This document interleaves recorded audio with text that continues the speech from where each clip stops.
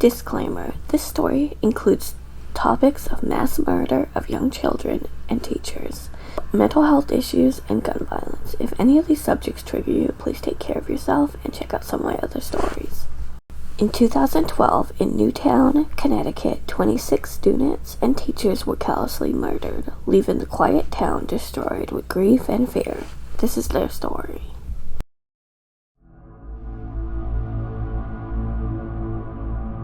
On December 14th, 2012, at Sandy Hook Elementary School, teachers and students were beginning their school day, unaware of the terror they would soon endure. At 9:35 a.m., a young man dressed in black, with a green utility vest, a black hat, sunglasses, and yellow earplugs. He shot through the glass panel by the locked front entrance of the school. Several staff members were having a meeting when they heard the popping sound of the gunshots, unaware of what it was. The principal, Don Hochsprung, went to check out the noise with school psychiatrist Mary Sherlock, and a teacher named Natalie Hammond went to check out the noise to see the armed man. The women yelled to the other staff members, "Shooter, stay out." This warning saved the staff members' lives.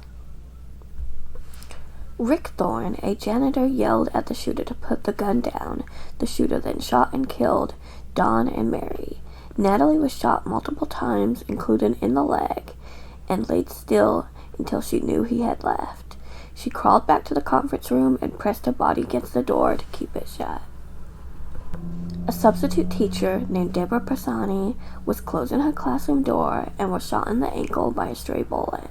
She was able to get into her classroom, and luckily the shooter never entered.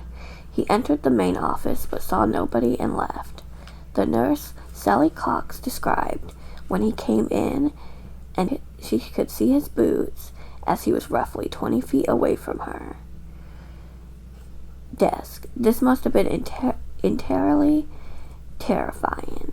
Sally and Barbara Hallstad, the secretary, called 911 and hid in the first aid for 4 hours. Rick, the janitor, ran to classrooms, warned everyone about the shooting, and probably saved countless lives. In Classroom 8, a substitute teacher named Lauren Russo was with Rachel Davino, a behavioral therapist, and 16 students. Lauren attempted to hide them in the bathroom when the shooter came in and shot Lauren, Rachel, and 15 of the 16 students. The lone survivor of class was an unnamed little girl. She hid in the bathroom and played dead. When she was rescued and reunited with her mother, she said, "Mommy, I'm okay, but all my friends are dead." This detail is completely devastating. Not only she went through hell, but she lost all of her friends. The shooter moved on to Classroom 10, where Victoria Leigh Soto was teaching her first grade class. This is where reports are conflicted. The first account is that Victoria hid most of the students in either a closet or a bathroom and then attempted to lock the door when he walked by. The second account is that she directed them to the back of the classroom when he walked in as they were sitting on the floor. At any rate, Jesse Lewis, a student, bravely told his classmates to run. This is when he looked at the shooter who fatally shot him. It is believed that his gun jammed or had to reload, and 6 students ran for it. They escaped to a nearby home with a bus driver. Victoria stood in front of her students to save them and was fatally shot. Anne-Marie Murphy, a special needs teacher, covered a student named Dylan Hockley, and they both were fatally shot.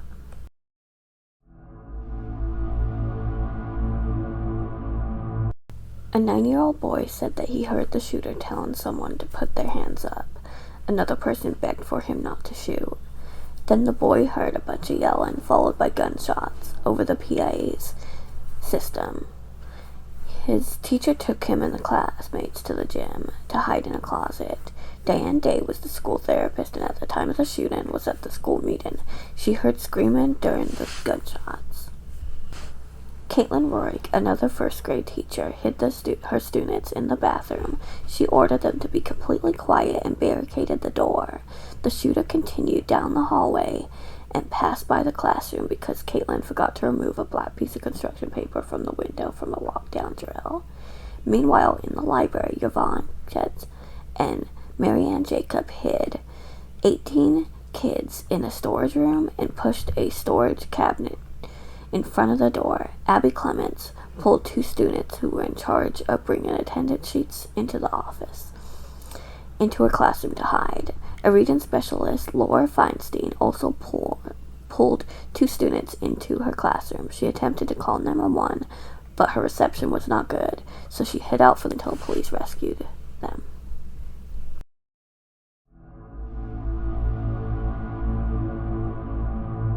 At 9:40, the shooter is believed to have killed himself in the lower portion of his face.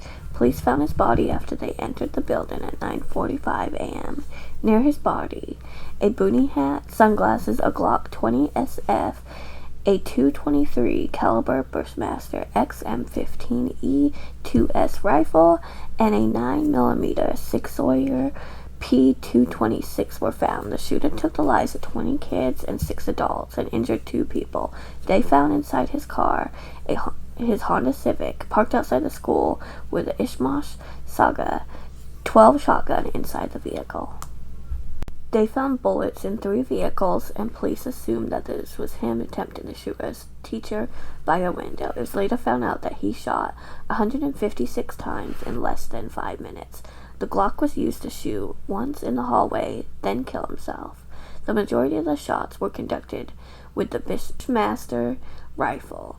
The shooter was identified initially as Ryan Lanza because he had his ID. However, Ryan proved that he was at work in New York City, and there was no way he could have committed the massacre. He agreed to be questioned and was soon cleared. It was soon evident that the shooter was his brother Adam, who was 20-year-old. Ryan had not seen or talked to his brother for 2 years. He said something was wrong with Adam because he began isolating himself from everyone. When his investigators went to his residence, they soon found the body of Nancy Lanza, Adam's mother, in her pajamas, shot 4 times in the head as she slept in her bed. He shot her with her .22 caliber Savage Mark II. It's believed that he drove in a car to the school and conducted the shooting with Nancy's weapons. No note was found to clarify why this happened. A toxicology report was conducted, but no drugs or alcohol were found. His brain had no abnormalities. They attempted to search his computer, but his hard drive was removed and destroyed before the shooting. This complicated the investigators' ability to recover any data. In the end, they were unable to retrieve any data.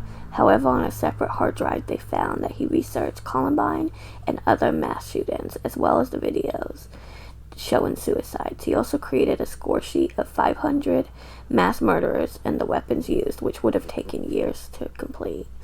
He also had black trash bags taped over his window to block out sunlight. This would not be found until after the shooting because he never allowed anyone in his room. They also found 3 samurai swords, a knife, a National Rifle Association NRA certificate, a gun safe, 3 various rifles, and 1,400 gun rounds. His mother owned the guns. The NRA also clarified they were not both members, but they had certificate templates on the website, so it's believed they made the certificate.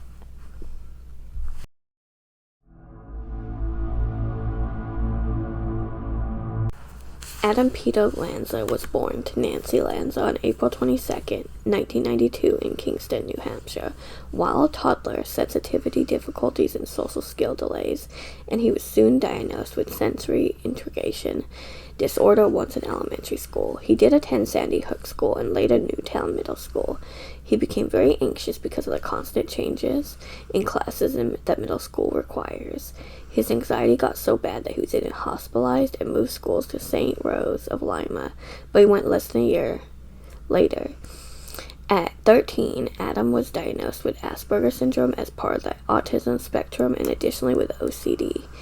He was known to change his socks 20 plus times a day, wash his hands consistently, and if he touched any doorknobs, he would have to use tissues. He was prescribed Celexa, but after becoming dizzy and disoriented with incoherent speech, he started sweating profusely. His dad also suspected him of having schizophrenia, but was never diagnosed. He started high school in 2007 at Newtown High School and was even on the honor roll. He was described as smart but anxious. He kept to himself and did not have any close friends. A former teacher said that he was antisocial, rarely interacted with anyone, and obsessed with writing about wars and destruction. His attendance declined because homework triggered his anxiety. His anxiety was increased by homeschooling on and off during high school. He graduated from Newtown High School by supplementing classes using tutoring, homeschooling, and college classes through Western Connecticut University. Leading up to the shooting, he cut off communication between his brother and his father. He would also only communicate with his mother, whom he wrote with through email. He would spend most of his time playing video games, mainly World of Warcraft. If you're unfamiliar with it, World of Warcraft is an online role-playing game.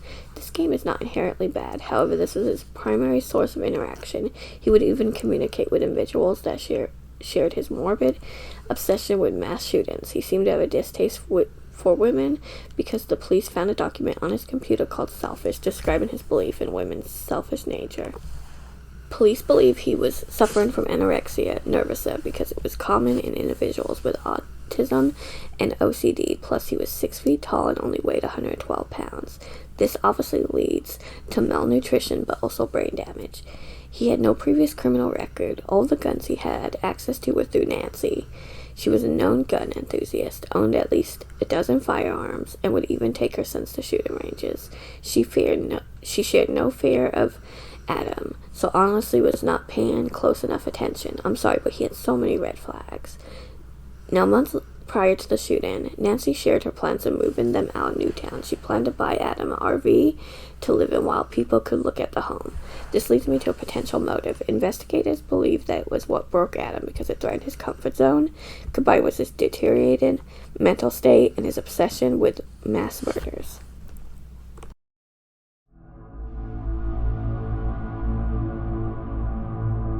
Sandy Hook Elementary School was immediately closed while it was a crime scene. 3 weeks later, on January 3rd, 2013, the surviving students returned to classes at Chalk Hill Middle School, a youth school at the time in Monroe, Connecticut.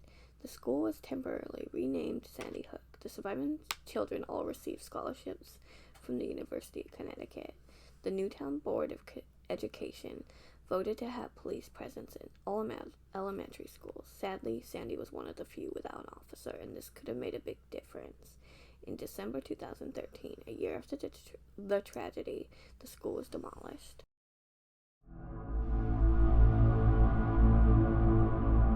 This case has opened the discussion about gun control. On January 16, 2013, Obama signed 23 executive orders regarding gun control. He proposed 12 congressional actions, including universal background checks on firearms purchases, an assault weapons ban, and limiting high-capacity magazines to 10 cartridges. Of course, the NRA is objecting to this, saying that no gun zones would attract killers. Which is ludicrous, honestly. If we have police on campus, we don't need teachers to have weapons, especially with the teachers who have been caught being abusive. We definitely do not need parents or visitors coming in with weapons because they could be dangerous. You never know. This case has opened the discussion about gun control. On January 16, 2013, Obama signed 23 executive orders regarding gun control. He proposed 12 congressional actions, including universal background checks on firearms purchases, an assault weapons ban, and limiting high-capacity magazines to 10 cartridges. Of course, the NRA is objecting to this, saying that no gun zones would attract killers. Which is ludicrous, honestly. If we have police on campus, we don't need teachers to have weapons, especially with the teachers who have been caught being abusive. We definitely do not need parents or visitors coming in with weapons because they could be dangerous. You never know.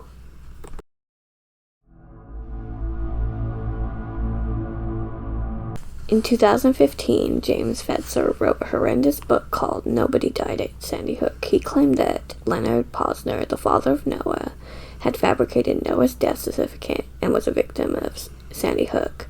A jury awarded Leonard $450,000 in a defamation suit, which James appealed twice but has been denied both times. Now I have to bring up Alex Jones, which makes people like me who entertain some conspiracy theories look bad. He claimed that massacre was completely fake and a hoax. Many families of Sandy Hook sued him. He refused to show documents and witnesses to prove his point, and was fined $126,000 for contempt. He declared bankruptcy in 2022 because of the pending lawsuits. Initially, in August 2022, he was ordered to pay over $49 million to the parents of the victims. In October, he was ordered to pay $965 million to the victims.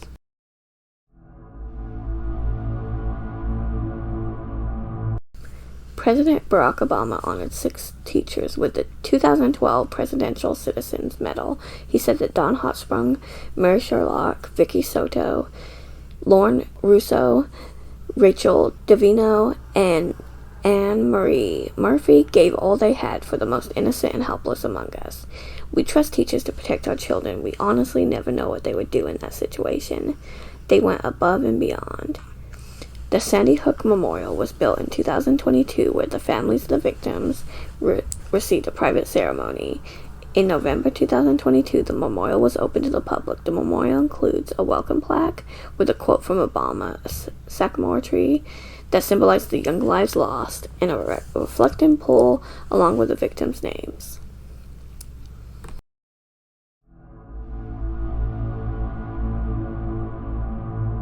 This is an unimaginable tragedy that I'm lucky enough to not understand.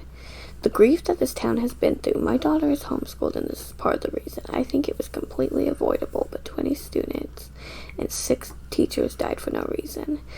As for motive, it seems like his sense of isolation and comfort was threatened. So he murdered his mom, and he wanted to go out committing a mass shooting. Given his low opinion of women, he probably thought that they would be an easy target, along with 6 and 7-year-olds. As for my stance on guns, I think there could be stricter requirements. Not everyone needs a gun, and I was raised by a grandpa who owned a shotgun. That being said, I think if you're responsible, mentally capable, and understand the outcome of pulling the trigger, then go for it. But Adam should have never had access. Nancy was his first victim, but she allowed him access and ignored red flags.